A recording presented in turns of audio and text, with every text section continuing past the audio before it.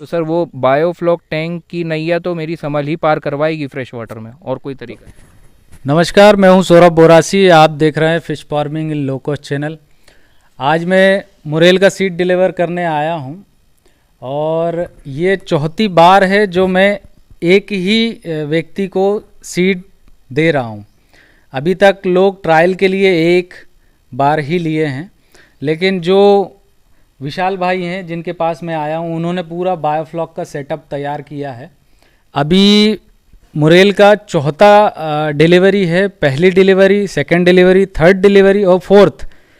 इतना वही व्यक्ति लेते हैं जिन्हें मुरेल पे भरोसा है और मुरेल जो है रिज़ल्ट दिखा रही है, इसीलिए इन्होंने चौथी बार लिए हैं और आगे भी लेंगे। अब आइए मिलते हैं अपन विशाल भाई से। विशाल भाई नमस्कार सर। नमस्कार। आप ये बताओ, ये जगह कौन सी है? सर ये ग्राम सेवासनी है, डिस्ट्रिक्ट रायसेन लगता है, मध्य प्रदेश। ये मेरे फार्म से 40 किलोमीटर होगा हाँ है ना? 40 लगभग। अदर रूट से लेके आए तो 40-50 किलोमीटर पड़ता है, तो मैं खुद ही आ गया यहाँ पे। आना तो बहुत समय से था, जब से फर्स्ट डला हुआ था लॉट, लेकिन समय की कमी के कारण नहीं आ पा रहा था। बट अब जो है मैं आपको दिखाता हूँ कि विशाल भाई के पास जो है कितना बड़ा जखीरा है मुरेल का, और ये किस तरीके से देखिए हापा लगा के, टैंक में ही हापा लगा हुआ है और बढ़िया से मुरेल जो है इसमें सरवाइव कर रहा है। तो विशाल भाई, आपने फर्स्ट जो लॉट है वो कब डाला था? सर मैंने फर्स्ट लॉट 14 मई को डाला था। 14 मई? जी सर। अभी वो कितना बड़ा हो गया? सर मैक्सिमम उसमें जो मेजॉरिटी पीस है वो 100 ग्राम से 150 ग्राम के बीच में है, और जो सबसे छोटा साइज़ है वो 40 से 50 ग्राम के बीच का है सर। अच्छा जी, मतलब एवरेज जोड़ा जाए तो 90 ग्राम के आसपास, 95 ग्राम। जी 90-95 ग्राम। और ये जो है ये फर्स्ट है। अब सेकंड जो है वो कितना बड़ा है? सर सेकंड लॉट में भी एक्चुअली वो हम टैंक में कर रहे हैं तो ग्रोथ स्लो है, तो ज़्यादा 19-20 का ही फ़र्क है सर। 100 से 150 के बीच में भी उसमें भी मेजॉरिटी है और 40-50 उसमें भी माइनॉरिटी है। अच्छा जी। और थर्ड?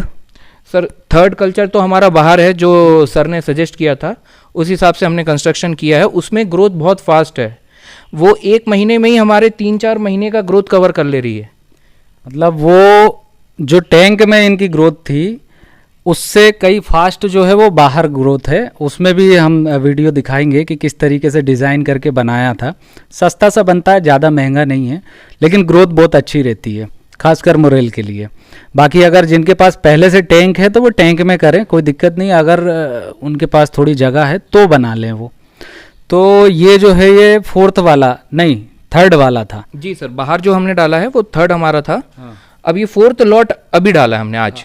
फोर्थ लॉट जो है वो मैंने आज डलवाया है, उसका वीडियो भी मैं आगे देखने को मिलेगा आपको।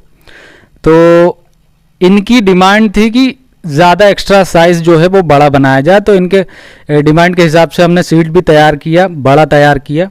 ऑर्डर के हिसाब से ही हम मुरेल का सीड जो है वो साइज़ तैयार करते हैं, बिना ऑर्डर के नहीं तैयार करते। समय दिया जाता है कि इतने दिन में सीड मिलेगा, और इन्होंने काफ़ी बड़ा सीड ऑर्डर किए। 50 लाइन 1 kg में 50 बच्चे आ रहे थे। वो था क्योंकि हमारा ज़्यादा दूर का डिस्टेंस नहीं है, इसलिए बड़ा बच्चा आ सकता था। बहुत ज़्यादा दूर जो है बड़ा बच्चा नहीं जा पाता है, दिक्कत करता है।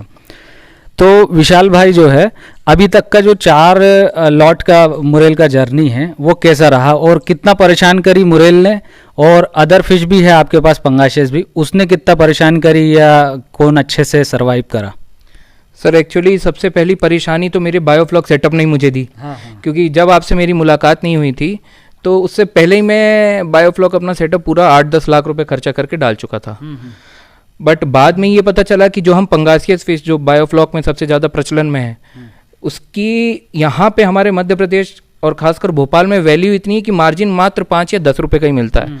और यहाँ पे हमने पूरा बिजली का सेटअप किया है, पूरी जो लाइन वाइन ऑक्सीजन की सब कुछ मिला के बिजली का खर्चा ही इतना है कि मुश्किल से आपका 6-7 महीने में जो आप कल्चर निकालोगे, जितना आपका प्रॉफिट होगा उतना ही लगभग खर्चा हो जाता है।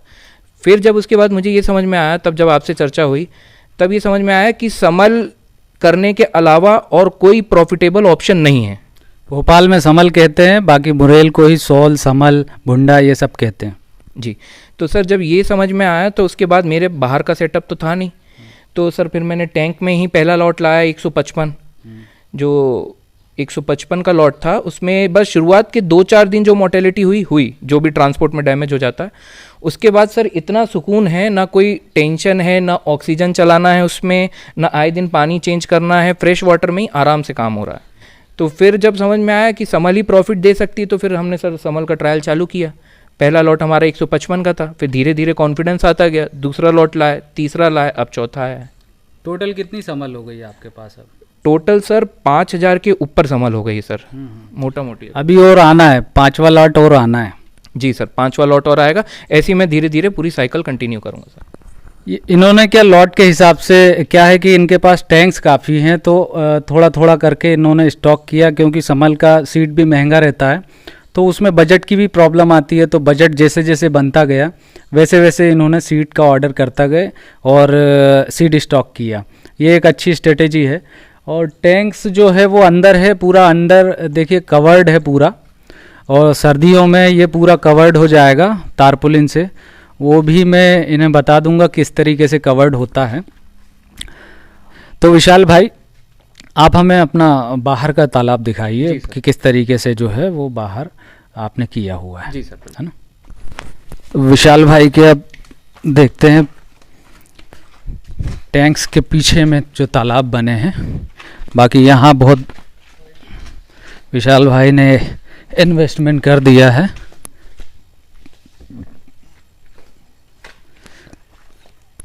यहीं पे आप रहते भी हैं, खाना वाना भी बनाते हैं? जी सर, अक्सर मेरा रुकना यहीं होता है। बहुत कम मैं घर जा पाता हूँ। हाँ, वैसे जहाँ पे ज़्यादा हमारा इन्वेस्टमेंट रहता है और ख़ासकर बैचलर हैं अभी, तो रहा जा सकता है। ये टैंक्स निर्माण किए हैं, ये पंगासिया से। ये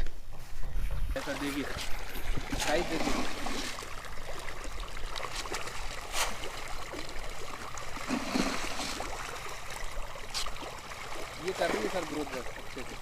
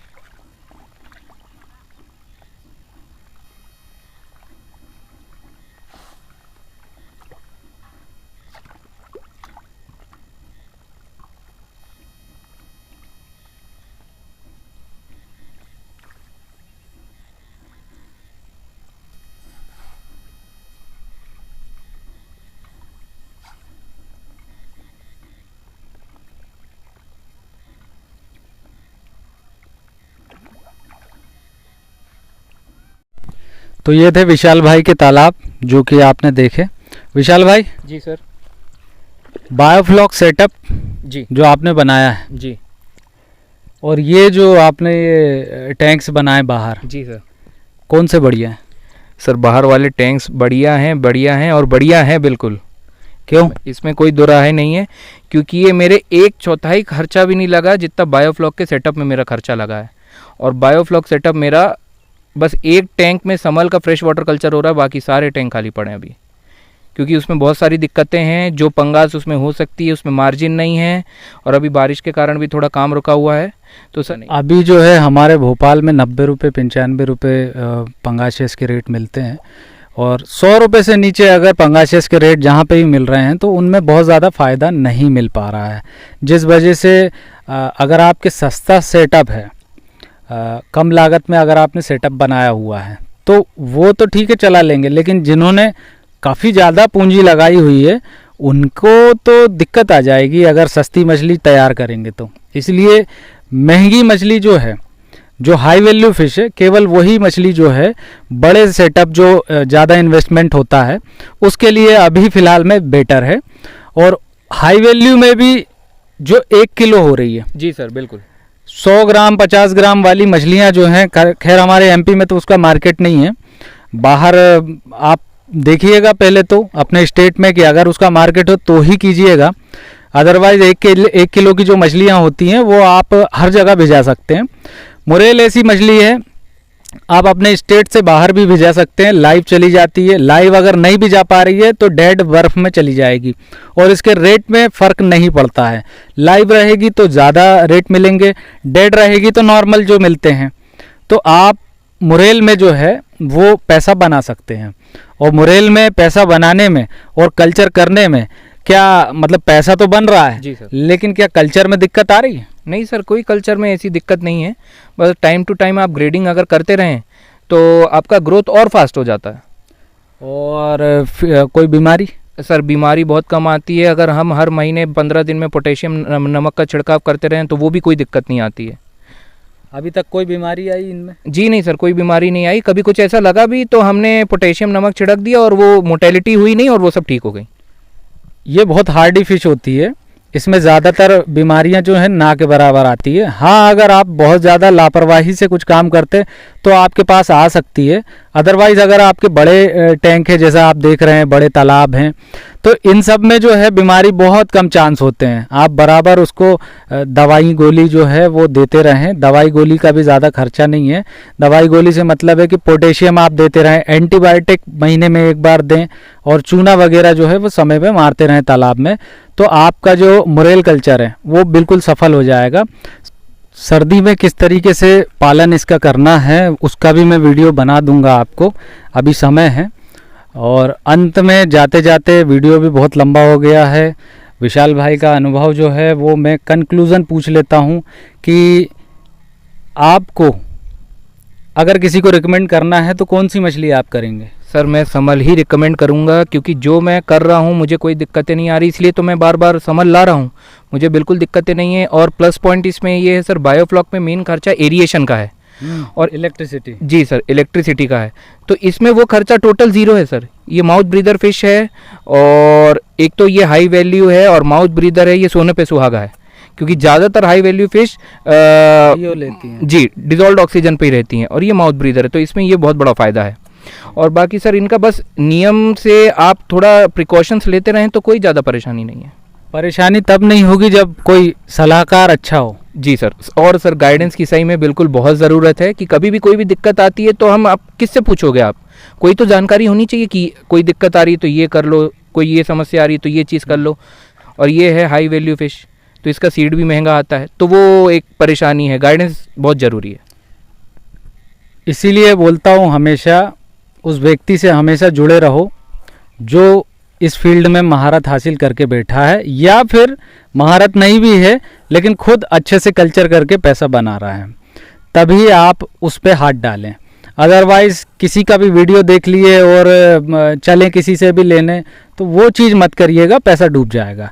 हमेशा एक्सपर्ट के साथ जुड़े रहिए, और एक्सपर्ट नहीं भी है तो वो खुद अपनी फार्मिंग अच्छे से कर रहे हों, ना कि किताबी नॉलेज दे रहे हों, ना इंटरनेट ओके गूगल करके वो वहाँ से सीख के और आपको ज्ञान दे रहे हों। इस तरीके के लोगों से हमेशा बचना। हमेशा कभी भी जब ज़्यादा पैसे इन्वेस्ट करना हो तो 10 बार सोचना। उस व्यक्ति के प्लांट पे जाओ, वहाँ मछलियाँ देखो कि वास्तव में उसने वो चीज़ की है कि नहीं। आज मैं मुरेल के बारे में बता रहा हूँ, मेरे यहाँ पूरे में मुरेल डला हुआ है। पूरे तालाब मेरे हालांकि बहुत ज़्यादा हैं, लेकिन सारे तालाबों में मुरेल नहीं है, लेकिन नेक्स्ट ईयर मेरा टारगेट बहुत ज़्यादा है, वो आपको दिख जाएगा। तो मैं मुरेल के बारे में बता रहा हूँ। अभी अगर आप मुझे ट्राउट के बारे में मुझसे पूछेंगे तो ट्राउट के बारे में मैं बताऊँगा 0, क्योंकि मैंने नहीं किया है ट्राउट फार्मिंग, और जो चीज़ की मैं फार्मिंग नहीं करता हूँ उस चीज़ के बारे में बताता भी नहीं हूँ, और लोगों को सजेशन भी नहीं देता हूँ। तो ये चीज़ जो है आपको समझनी होगी कि कोई भी व्यक्ति जो सही से कर रहा है, उस चीज़ में महारत है, केवल उसी के पास जाएं। ऐसा नहीं कि दुनिया भर के ज्ञान तो बैठे बैठे इंटरनेट से मैं पढ़ के वो दे दूँ, लेकिन वो गलत हो जाएगा, वहीं पे मार खा जाएंगे। इंटरनेट पे तो सारी जानकारी आप खुद भी ले सकते हैं, फिर मेरे पास क्यों आए या किसी के पास क्यों जाए। जो व्यक्ति जिस चीज़ में मछलियाँ बढ़िया बना रहा है, आप उसके पास जाएं, देखें और बात करें, उसके बाद उससे आगे जो है वो आप बिजनेस रिलेशन बनाएं और जिस तरीके से भी आगे आपको बढ़ना है व्यापार बढ़ाएं। तो इस वीडियो में हम विदा लेते हैं, नेक्स्ट वीडियो मिलेगा इसी तरीके से और भी मुरेल का जो है वो अच्छे से डिटेल में मैं फार्मरों के पास जाके उनका अनुभव लूँगा। जितने फार्मर्स को मैं बच्चा दे चुका हूँ, सप्लाई कर चुका हूँ और जो गाइडलाइन दे रहा हूँ और जिस तरीके से उनको ग्रोथ मिल रही है वो सब आपके सामने ला के दिखाऊँगा। तो विशाल भाई जाते जाते आप कुछ कहेंगे? मैं सर यही कहना चाहता हूँ कि कभी भी आप बायोफ्लॉक में अगर घुसना चाह रहे हैं तो पहले आप पता कर लें कि आप जो उसमें मछली करने वाले हैं उसकी आपके यहाँ वैल्यू है या नहीं, वरना बिल्कुल नहीं घुसें क्योंकि बहुत एक्सपेंसिव कंस्ट्रक्शन होता है। वरना आप केवल समल करें, वो भी टैंक में नहीं, बाहर छोटे छोटे पॉन्ड बना के बस। टैंक में अगर कोई ऑप्शन नहीं है तो? सर मेरे पास जैसे ऑप्शन नहीं है, अब मैं फ्रेश वाटर में ही वहाँ पे समल करूँगा, ऐसे अपने टैंक को मैं यूटिलाइज करूँगा। अगर जैसे किसी के पास ऑप्शन नहीं है बाहर टैंक बनाने का, तो जो टैंक है उनके पास उसमें वो थोड़ी थोड़ी क्वांटिटी में मुरेल कल्चर कर सकते हैं, उसमें भी हो जाता है। बट बाहर टैंक बने, बड़े टैंक बने तो और ज़्यादा फ़ायदा होता है। बट नहीं है तो ठीक है, छोटे टैंक में भी हो जाएगा, पॉसिबल है। मुरेल सबके लिए है, सब कर सकते हैं, चाहे किसी के पास छोटा टैंक हो या बड़ा टैंक हो। यही इस मछली को सर्वगुण संपन्न बनाती है। तो नेक्स्ट वीडियो में मिलेंगे, तब तक के लिए नमस्कार, जय हिंद।